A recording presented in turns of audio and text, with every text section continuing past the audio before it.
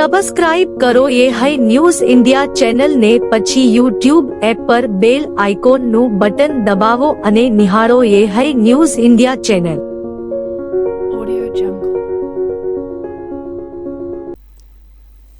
વાવ થરાદ જિલ્લાના બુકણા ગામમાં પૂર સહાય મુદ્દે ખેડૂતોમાં ભારે રોષ જોવા મળ્યો હતો.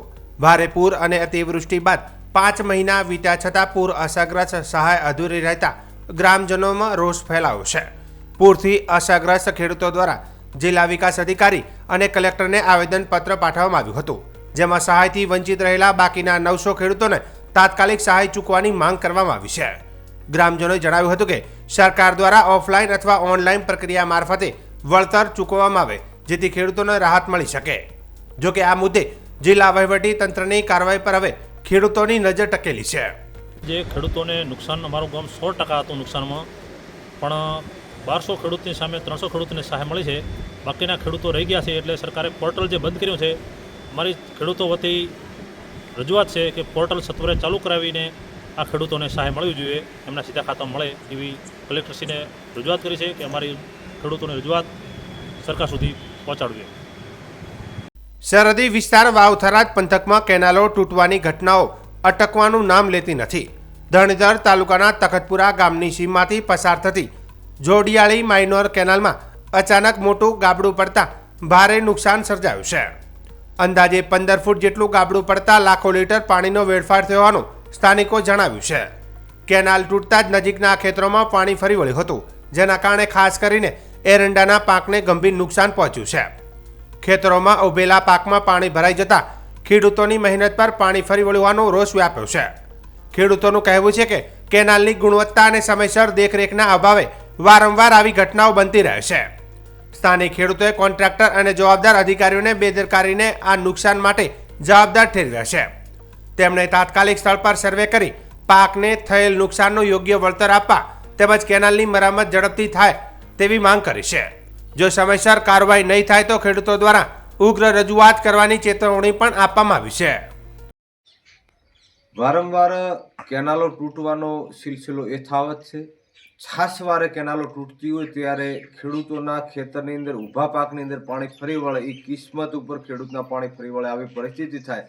ખેડૂતને કોઈ સારો પ્રસંગ કરવાનો હોય અને એના ઉપર એની ઇજ્જત આબરૂ ઉપર પાણી ફરી વળે એવી પરિસ્થિતિ. આજે જોડિયાળીની અંદર એક 15 ફૂટ જેટલું ગાબડું પડ્યું અને ખેડૂતોના ખેતરમાં પાણી ફરી વળ્યું. આજથી ખાસા બધા સમય પહેલાં અમુક ધારાસભ્યો અને જ્યારે નર્મદા વિભાગના ડાયરેક્ટર સાથે મિટિંગ થઈ ત્યારે કીધું હતું કે કોઈ પણ નુકસાન થશે તો તેનું સર્વે કરીને નુકસાનની ભરપાઈ કરવામાં આવશે. આજ દિવસ સુધી સરકારે કોઈ પણ ખેડૂતોને નુકસાનીનું વળતર આપ્યું નથી. ખેડૂતોને એવું કહેવામાં આવે કે તમારે કોઈ મીડિયા સમક્ષ નિવેદન ના આપવું, આવું ના કરવું, તેવું ના કરવું. અમે જાહેર તંત્રને કહીએ છીએ કે આવા અધિકારીઓને, કોન્ટ્રાક્ટરો ઉપર કાયદેસરની કાર્યવાહી કરવામાં આવે. કાયદેસરની કાર્યવાહી નહીં કરવામાં આવે તો ખેડૂતોનો અવાજ દબાવવામાં આવશે. ખેડૂતોને થતા નુકસાન વિશે ખેડૂતોને કોઈ બોલવા નહીં જાય. એટલે કોન્ટ્રાક્ટરો અને અમુક અધિકારીઓ એમની મનમાની ચલાવી રહ્યા છે, એમના ઉપર કાયદેસરની કાર્યવાહીના પગલાં ભરવામાં આવે એવી ખેડૂત અગ્રણી તરીકે મારી રામસિંહભાઈ રાજપૂતની માંગ છે. બનાસકાંઠા જિલ્લાના પાલનપુર સિટી લાઇટ રોડ ઉપર આવેલી કરિયાણાની દુકાનમાંથી થયેલ ચોરીને મામલે વેપારીઓમાં રોષ જોવા મળી રહ્યો છે. થોડા દિવસ પહેલા કરિયાણાની દુકાનમાં વેપારી બાથરૂમ જવા ગયો તે દરમિયાન અજાણ્યા શખ્સોએ દુકાનમાં ચોરી કરી હતી. એક્ટિવા ઉપર આવેલા શખ્સો દુકાનના ગલ્લામાંથી 20,000 રૂપિયા લઈ ફરાર થઈ ગયા હતા. બાથરૂમ જઈ પરત ફરેલા વેપારીએ પોતાના ગલ્લામાં નજર નાખતા પૈસા ગાયબ હતા. ત્યારે સીસીટીવી તપાસ કરતા અજાણ્યા શખ્સોએ આ પૈસા લઈ ફરાર થઈ ગયા હોવાનું સામે આવ્યું હતું. ત્યારે વેપારી દીપક પટેલે પાલનપુર પૂર્વ પોલીસ મથકે સમગ્ર ઘટનાને લઈને જાણ કરી હતી. ત્યારે પોલીસે ઘટના સ્થળે પહોંચી અને ચોરીના મામલે તપાસ હાથ ધરી હતી. જોકે ચોરીની ઘટનાને લઈને 20 દિવસ વીત્યા હોવા છતાં પણ હજુ ચોર પકડાયા નથી. ત્યારે વેપારીઓમાં રોષ જોવા મળી રહ્યો છે. વેપારીઓનું કહેવું છે કે પોલીસને સીસીટીવી ફૂટેજ પણ આપવામાં આવે છે. સીસીટીવી ફૂટેજ સ્પષ્ટ દેખાય છે, છતાં પોલીસ દ્વારા હજુ સુધી કોઈ કાર્યવાહી કરવામાં આવી નથી. ત્યારે આજે પાલનપુર સિટી લાઇટ રોડ ઉપર વેપારીઓ એકઠા થયા હતા અને આગામી 1 સપ્તાહમાં પોલીસ કાર્યવાહી નહીં કરે અને ચોરોને નહીં પકડે તો જિલ્લા પોલીસ વડાની કચેરીએ પહોંચી રજૂઆત કરવામાં આવશે તેમ જણાવ્યું છે. પાલનપુર શહેરમાં ગુનેગારો પોલીસને પડકાર ફેંકી રહ્યા હોય અને નગરજનોની અંદર ભયનો માહોલ પેદા થઈ રહ્યો એવું વાતાવરણ અત્યારે સર્જાઈ રહ્યું છે. પાલનપુર શહેરના સિટી લાઇટ સિનેમા રોડ જેવા વિસ્તારમાં કે જ્યાં રોડ શરૂ થાય છે અને પૂરો થાય બંને બાજુ સરકારના નેતૃત્વના સીસીટીવી કેમેરા હોવા છતાં જો ગુનેગારો દુકાનમાં પ્રવેશીને ચોરી કરીને ભાગી જતા હોય અને છતાં એમના સીસીટીવી કેમેરા અમે એમને પ્રોવાઈડ કર્યા છે. અમારા પર્સનલ સીસીટીવી કેમેરા પણ પોલીસને આપ્યા છે. નેત્રમની અંદર પણ એ ચોરી કરતા શખ્સો પકડાઈ ગયા છે. એમના ગાડીનો નંબર પ્લેટ બધું અમે આપ્યા હોવા છતાં પણ આજે 20 દિવસ થયા હોવા છતાં પણ પોલીસ ગુનેગારોને હાજર કરતી નથી અને એના ઉપરથી એવું લાગે છે કે ક્યાંક પોલીસની પણ એમાં મિલીભગત એવું સર્જાઈ રહ્યું છે અને હજુ સુધી પણ અમે પોલીસને 1 અઠવાડિયાની મુદત આપીએ છીએ. જો એ લોકો અમારા ચોરોને અને ગુનેગારોને પકડીને હાજર નહીં કરે તો અમે એસપી સાહેબને આવેદનપત્ર આપવા માટે જવાના છીએ કે હવે એમને અહીંયા પોલીસ સ્ટેશન બંધ કરીને ચોરો અને ગુનેગારો માટેનું એક આખું સંવર્ધન કેન્દ્ર શરૂ કરી દેવું જોઈએ. અને આ ઘટનાથી પાલનપુરના સિટી લાઇટ સિનેમાના વિસ્તારના વેપારીઓમાં ખૂબ જ આક્રોશ છે પોલીસના વિરુદ્ધમાં. જે પોલીસ ઝડપી એમની પ્રક્રિયા કરીને અને ચોરોને એમને હાજર કરીને અને એ બધો ઉહાપો જે છે અને અસંતોષ જે પોલીસના વિરુદ્ધમાં છે એને શાંત કરવાનો પોલીસ પણ પ્રયત્ન કરે એવી અમારી લોક માગણી છે. વાવ થરાદ જિલ્લાના ભાભર ખાતે બની રહેલા નવીન હાઈવેના કામ માટે ગેરકાયદેસર દબાણો હટાવવાની કામગીરી હાથ ધરવામાં આવી હતી. ભાભર ગાય સર્કલથી દિયોદર શ્રીરામ સર્કલ સુધીના દબાણો પોલીસ બંદોબસ્ત વચ્ચે દૂર કરવામાં આવ્યા હતા. આ કામગીરી સવારથી સાંજ સુધી ચાલી હતી, જેમાં ભાભર નગરપાલિકાના ચીફ ઓફિસર, ભાભર મામલતદાર અને માર્ગ અને મકાન વિભાગના કર્મચારીઓ હાજર રહ્યા હતા. ભાભર શહેરના ટ્રાફિકથી ભરચક વાવ સર્કલ પર દબાણ હટાવવાની કામગીરી શરૂ કરવામાં આવી હતી. દબાણકર્તાઓને 2 દિવસ અગાઉ સ્વૈચ્છિક રીતે દબાણ હટાવવા માટે નોટિસો પાઠવવામાં આવી હતી અને નગરપાલિકાની ગાડી દ્વારા એલાઉન્સ પણ કરવામાં આવ્યું હતું. ગેરકાયદેસર દબાણો જેસીબી મશીનથી હટાવવામાં આવ્યા હતા. આ કામગીરી જોવા માટે મોટી સંખ્યામાં લોકો ઉમટી પડ્યા હતા. દબાણ કરીને 18 મીટર સુધી આરએમબી વાળાએ નોટિસ આપી છે. અમે પણ જાહેર સૂચનાએ આપી છે અને માઇક થ્રુ આખી લાઈનમાં હાઈવે ઉપર અમે 2 વાર જાહેરાત કરેલી છે અને પહેલાં પણ 24 મીટર સુધી હટાયેલું છે. તેમ છતાં એ લોકો ફરી પાછા દબાણ કરી દીધું છે. એટલે હવે જેટલી વાર દબાણ કરશે એટલી વાર તો પાછી કેટલી વાર નોટિસ આપવાની.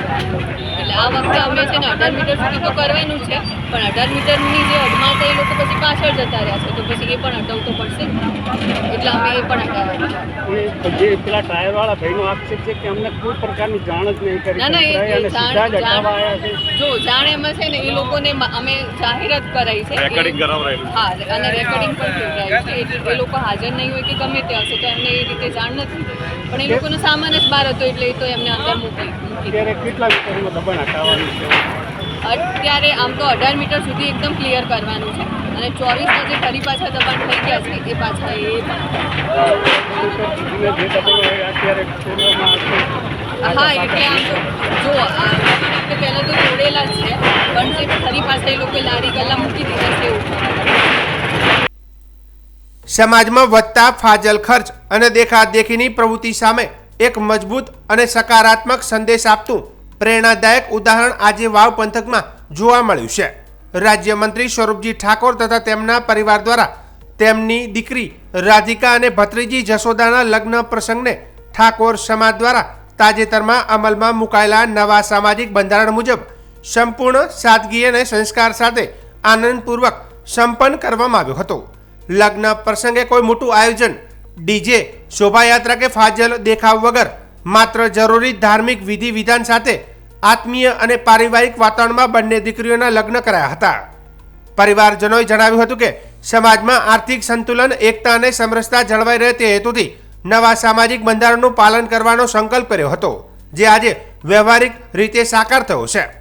લગ્ન પ્રસંગ બાદ પરિવાર તરફથી બંને દીકરીઓને તેમના નવા દાંપત્ય જીવન માટે હૃદયપૂર્વકના આશીર્વાદ અને શુભેચ્છાઓ પાઠવવામાં આવી હતી.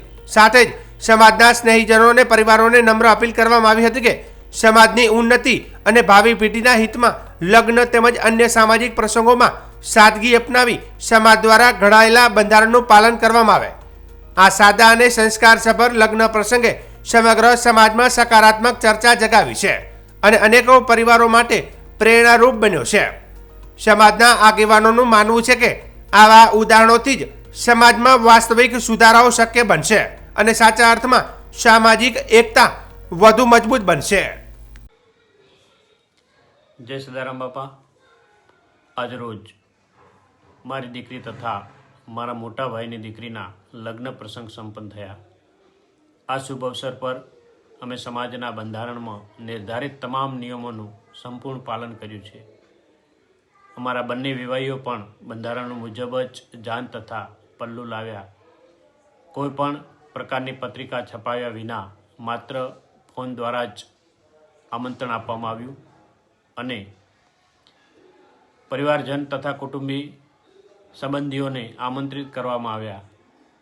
આ રીતે અમલમાં આવેલું સમાજનું બંધારણ નિશ્ચિત રૂપે 100% સમાજના હિતમાં છે અને ભવિષ્યમાં સમાજને એક નવી દિશા આપશે.